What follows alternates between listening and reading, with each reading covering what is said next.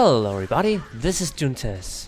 Today we are taking a look at maybe the hardest build to play in Diablo 2, the Phoenix Strike Assassin. So, I have actually never done a pure melee assassin build. You know, a lot of variations which I showed on the channel uses traps. You can also use Death Sentry on this one, but for the the demonstration of this build I did not really want to consider using any forms of traps. This is all about Dragonflight, I mean the Phoenix Strike, and it's a very unique ability which is very hard to play with. Basically we have charges 1, 2 and 3. This is the first charge which does a meteor, so that's the meteor. And then we have 2 charges which does lightning. And the third one, guess what that is? That is frozen orb.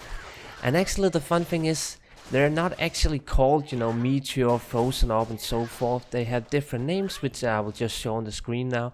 So you kinda, get some cool information about that as well. Because it's pretty nice to know that they didn't just blatantly copy abilities that were already in the game.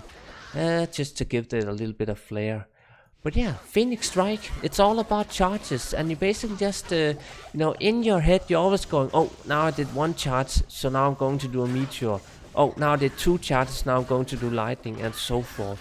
It's a very complicated build in that regard, cause I don't know if you noticed, but there's a lot of things going on, and to kinda notice the charges is a bit hard, cause it's an old game and the graphics are not that well made anymore. Like if for instance this fire going off now with the torch and everything, seeing the charges can make tracking them a little hard.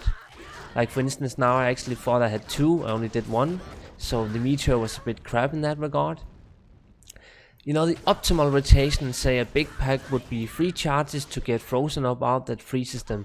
Now frozen orb does less damage than the other charge, but it is kind of like a nice thing to start off with, so you kind of get the pack slowed. I would say the best one is 2 charges. That's kind of great damage, no lightning damage. Sure, it has a big range of damage, as most lightning abilities does, but the damage is just instant and it's so good. It just spreads to the entire pack. And yeah. Another thing I should also mention, in order to actually use the charges, we can't just spam the Phoenix Strike. This is a charge up skill. To actually spend the swirls around our body, we need to use a spender ability.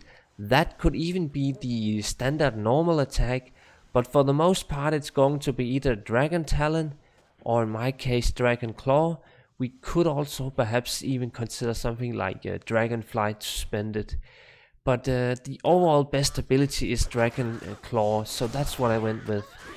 But yeah, besides that, it's a bit of a complicated build, so I don't want to make the introduction any longer than that. Hope you enjoyed the intro as well, it was fun to make.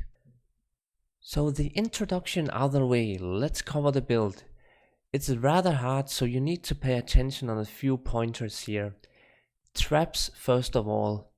Of course you could go with Death Sentry. Remaining points into Death Sentry if you get a high enough level is very much an option, but I feel like using traps takes something away from this build.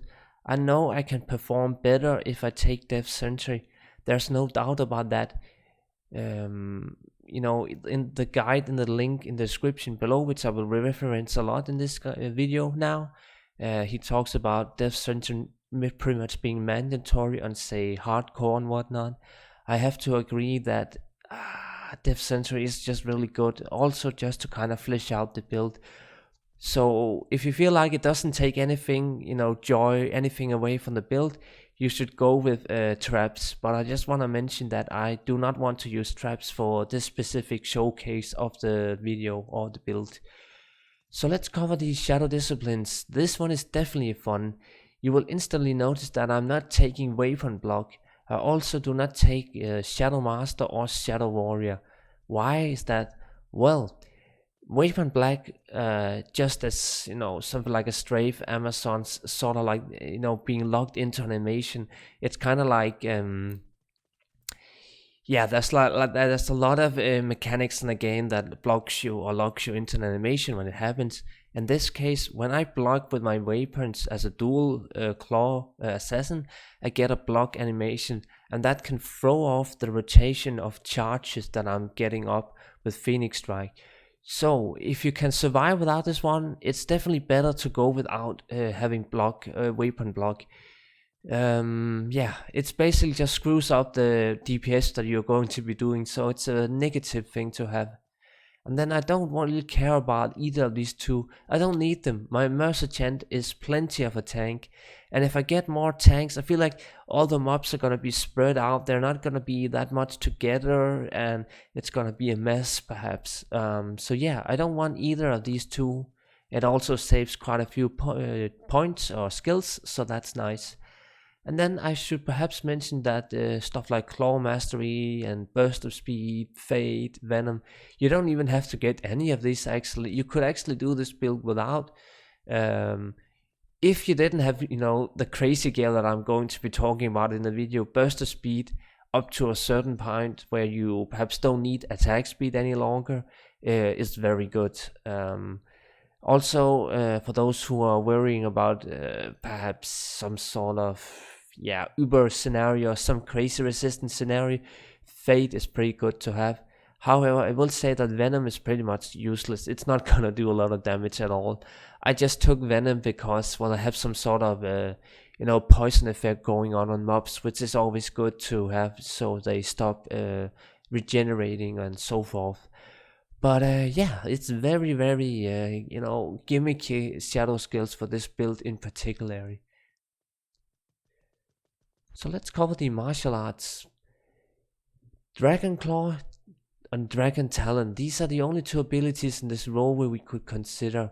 Dragon Tail is just not gonna work for this build, and Dragon Flight, I just feel like it's too gimmicky. You could go with this as a 1-point wonder, but I just feel like I didn't want to, cause I end up never really using it regardless. And then we are maxing Phoenix Strike, maxing Claws of Thunder, maxing Claws of Fist of Fire even, and lastly we are maxing Blades of Ice. Blades of Ice is an optional skill to max out, cause again, that's the third charge, the third amount of charge damage that you're going to be getting from Phoenix Strike, which is also the ability that you should use the least, which means that this should be either only 1 point into it, and then perhaps more points into something like the Sentry, more points into the Shadow Disciplines, and so forth.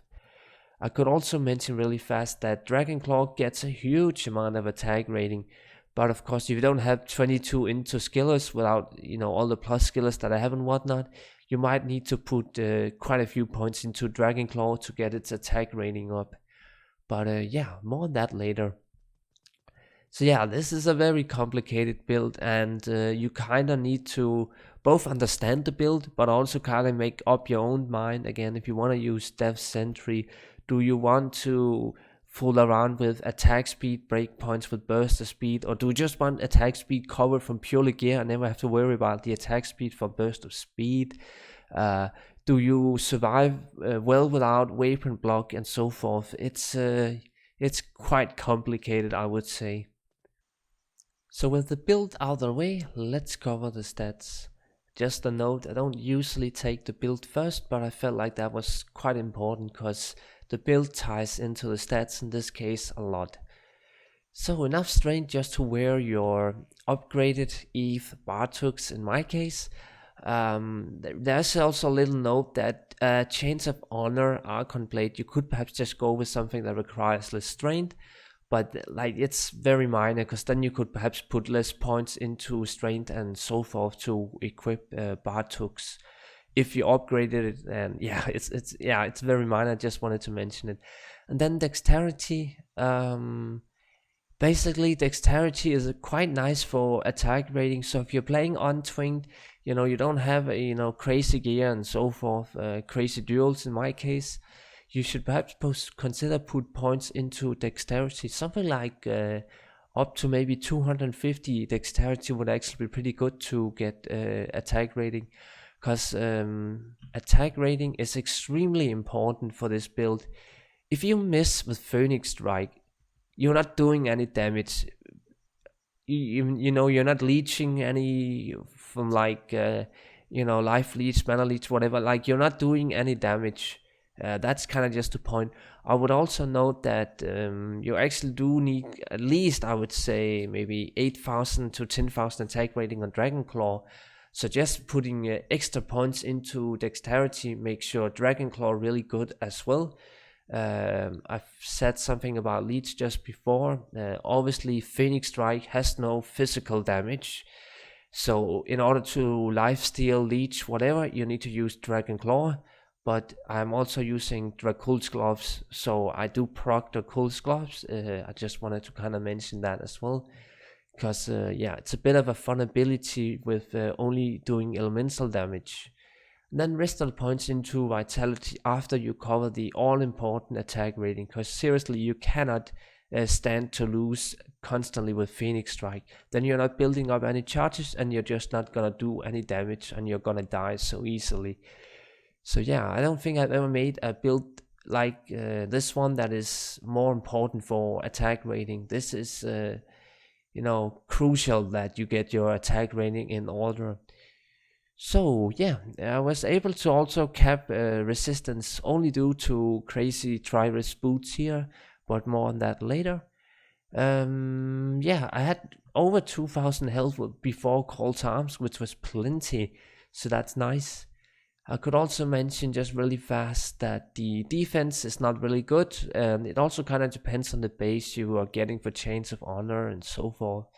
Maybe using another build, like there's a few options to get a little more defense, but it doesn't matter too much. While we're at it, I also kind of just want to talk a little about the inventory. I have covered my faster hit recovery on my gear, so I don't need faster hit recovery small charms, but if you for some reason do need faster hit recovery, you should get it on small charms. But in this case, I'm using some crazy, iron steel small charms here. 36 attack rating is the max with 20 life. I just nerfed them a little bit and made them, not that overpowered. And yeah, of course, a strong Anilion's Torch. And I really do want to emphasize again, try to get really strong stats on both the Anilius and the Torch in this build, because it matters a crap ton. Like in one example, 1 point of dexterity is about 25-30 attack rating, so it really does help a lot to get all the stats that you can from these two items here. So time for the gear. Let's cover some stash items first. If you are playing on Twink, you're having a hard time with resistance and whatnot, Kira's Guardian is excellent item for this one. You would also get the Cannot Be Frozen, which would mean you perhaps don't have to get like a Ravenfrost ring, but it's mostly just for the resistance. In my case, since I'm using Chains of Honor, I don't need this amount of resistance, but I just wanted to mention it because it's actually an excellent choice. Also, it has a socket and there's just a lot of things going for it, especially the resistance. Then some nice gloves here. I was trying out the build before without Dracul's on, but I felt like I rather wanted to get 20 increased attack speed from somewhere else than having to use these gloves. Sure, they have like crushing blow, strain, life, etc, etc. They're really good damage gloves for sure, but I felt like the build was a lot more stable, a lot more survival and whatnot with the Dracul's. And since I was able to get the amount of attack speed that I needed without these gloves, I felt like they were just obsolete at that point. But a very good damage choice if you don't want the survival. And then I want to kind of cover a little bit of a socket dilemma here on the helm. These are the exact two helms that I made. One is with an attack rating, and I think it was dexterity dual in it. This is in order to get as much attack rating as possible. So if you don't need the all that much attack rating, a helm like this one with 2 lightning facets would be nice. But I needed the attack rating, so I couldn't just go with 2 lightning facets in the helm. And yeah, then I also want to mention a little fun thing. If you're playing again on Twink, Kira's Guardian, etc., Hazardous is actually excellent, because I feel like using angelic combo, that works out, but you do lose out on some important stats from the ring, and especially the amulet. You need, attack speed from the amulet and whatnot. So yeah, this is actually a very good option to get a very good amount of attack rating in slots that are not that important. Like take for instance this one. If I lost these boots, it wouldn't break the build, and the build is also not really that important. Well, it's important for my setup because of the 10% increased attack speed, but this is also more for budget options. So yeah, very nice to see that Hazardous is actually very much viable on this build. Then I could also mention really fast that there's no point that I can ever get enough strength to wear a Monarch on Switch for Call to Arms, so I can't really say that it is gonna be used.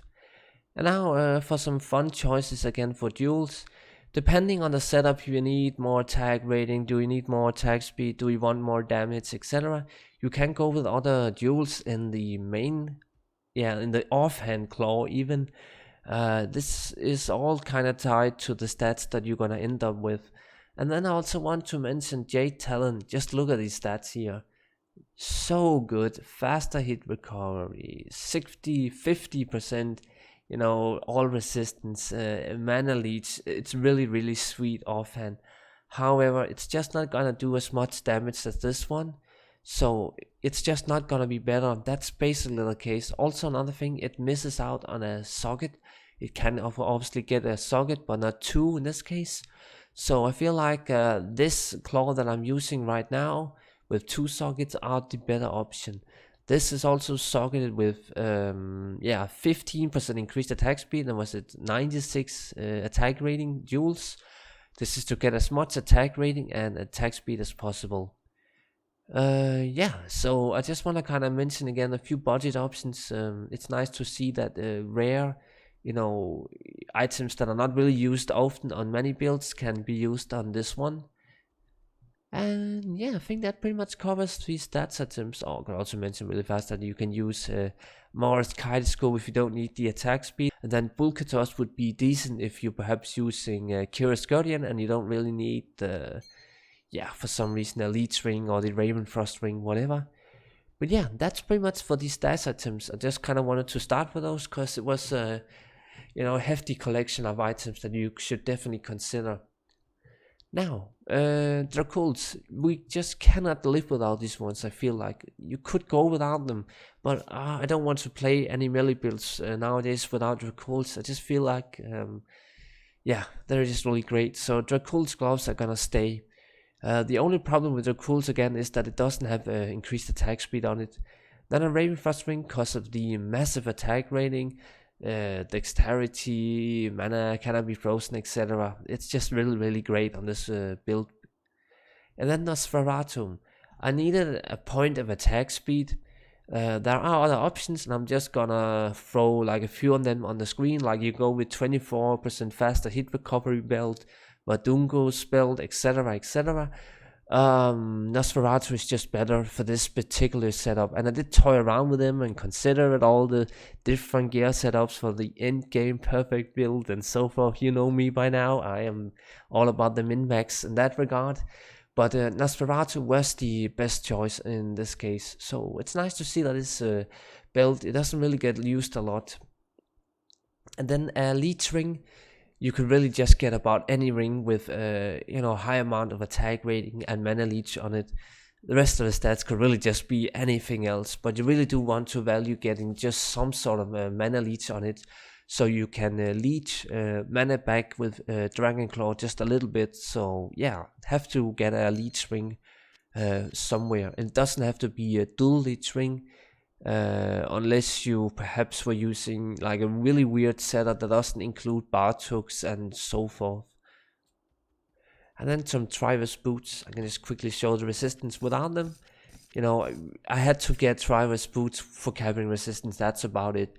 The 20% faster hit recovery together with the 30% faster hit recovery on Bartooks is also perfect, because I believe the 48 faster hit recovery, that's the one that I aimed for, was you know, easily reach without having to use faster hit recovery, small jumps or grand jumps. So that's a very good option, these boots here.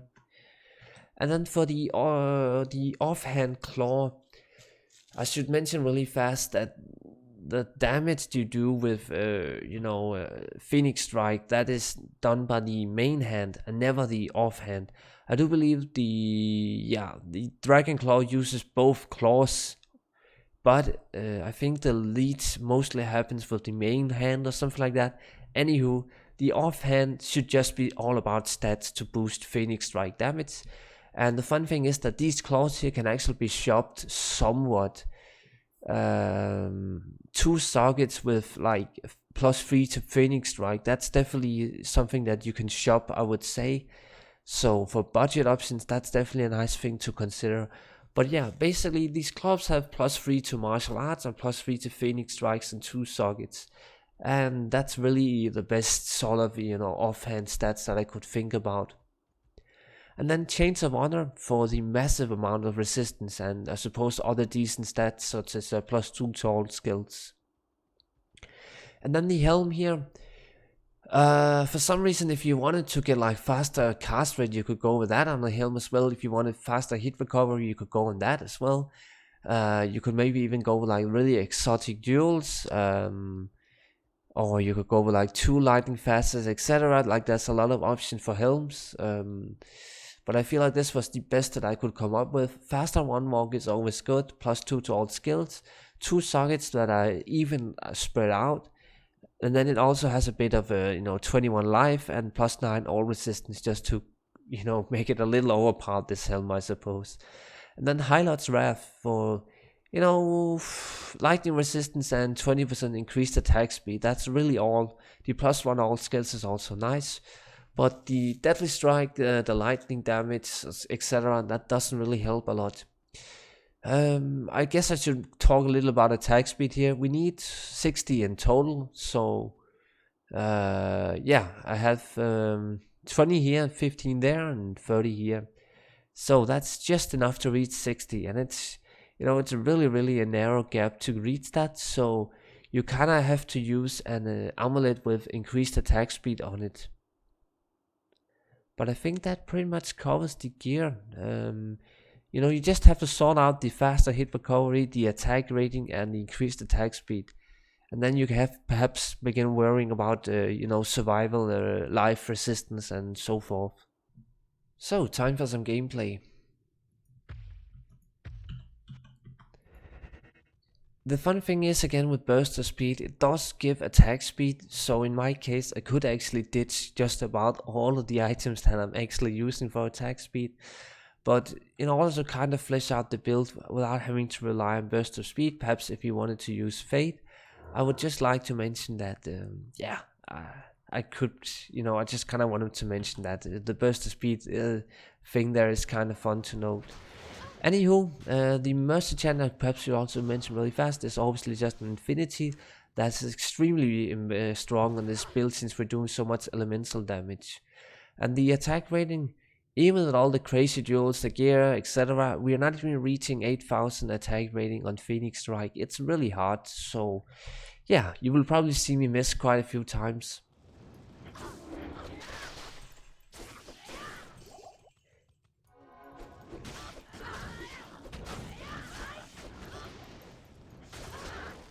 Now imagine this build with perhaps some death sentries lying on the ground or something like that. Like, I'm not gonna claim that this build doesn't perform better without it. Death sentry would definitely be nice. And I think at the end of the gameplay here I will use the remaining points that I have left and kinda just show that as well. You should also perhaps take note of the survival. You will notice that I'm dropping health rather fast when I'm getting spike damage, and I kind of rely on Draculs to keep myself up, I think. So yeah, it's not really the nicest thing.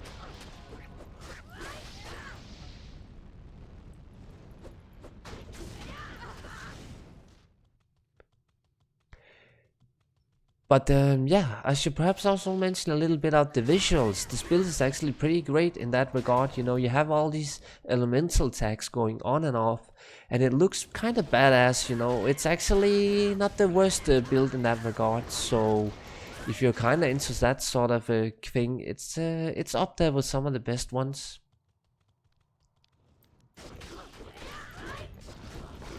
I still just kind of, you know, I still feel like it's hard to use the charges correctly because I feel like, oh, then I use too much Phoenix Strikes and I end up using a Frozen which does little damage or whatever.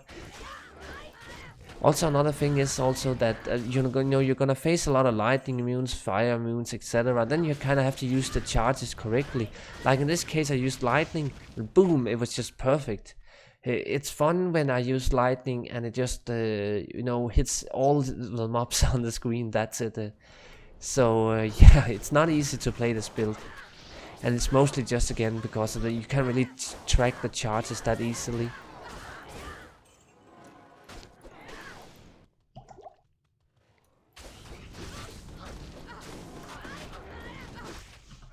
Wow, that also hurt it. Let's just get my cold arms up again. It's fun with spike damage. I just feel like it can't really deal with that.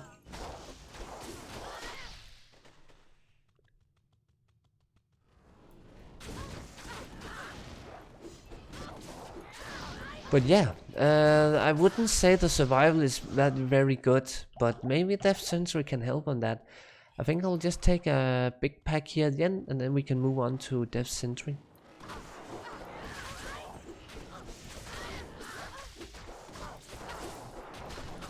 Physical immunities are not the best as well. But yeah, let's move on with some Death Sentry. So instantly I'm already annoyed. I haven't even played with it for more than a few minutes and I can already tell now that it's just so much better. Why are traps so good on this build for all assassins in general? I mean, I'm just so,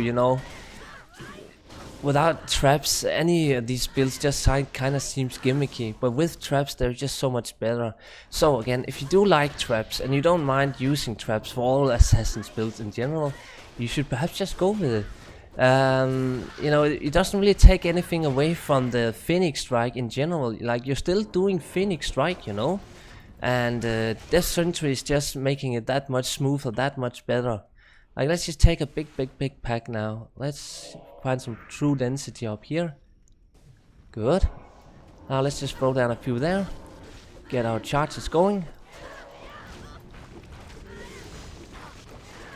I mean, damn, I'm not even dropping health and they're just dying with their sentry.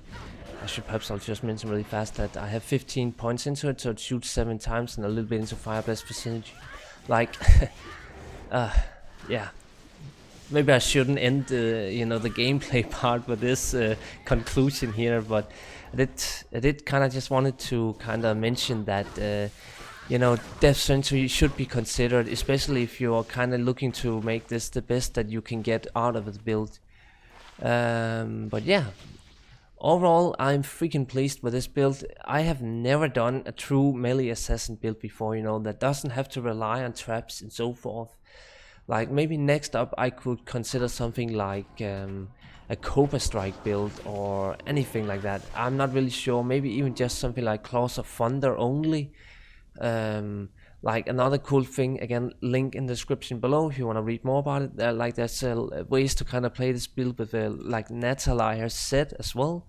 Kind of nice to utilize a class set as well. So yeah, there's definitely a lot of budget options for this build as well, if you're not able to get, the really crazy inventory and the crazy duels and so forth. So yeah, thank you so much for watching, and please leave any thoughts and comments on, the build in general. So there's a lot of mechanics that I could perhaps try to help you on if you're going to build it yourself. So yeah, hard build for sure, but is this the hardest build in Diablo 2 to play as well? Maybe. Let me know in the comments as well. Thank you. And as always, have a good one.